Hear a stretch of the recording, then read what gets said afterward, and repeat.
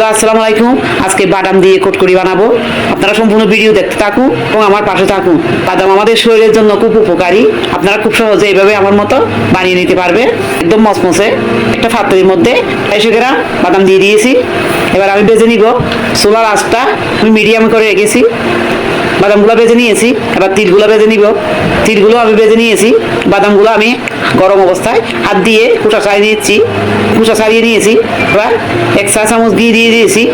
1 cup গুড়, 1 table চামচ পানি, 1 কাপ গুঁড়ে দিতে হবে শিরা করার জন্য। লবণ দিয়ে দিচ্ছি 1 চিমটি। গুড়টা একদম এরকম যখন হয়ে যাবে ঘনত্ব, এবার বাদামগুলো আমি দিয়ে দিব। তিলগুলো আমি দিয়ে দিচ্ছি। এরকম অবস্থায় গুলা হয়ে গিয়েছে, এবার নামিয়ে নিচ্ছি।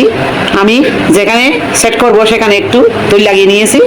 ঢেলে দিয়ে একটা বেলুনের সাহায্যে সমান করে দিচ্ছি।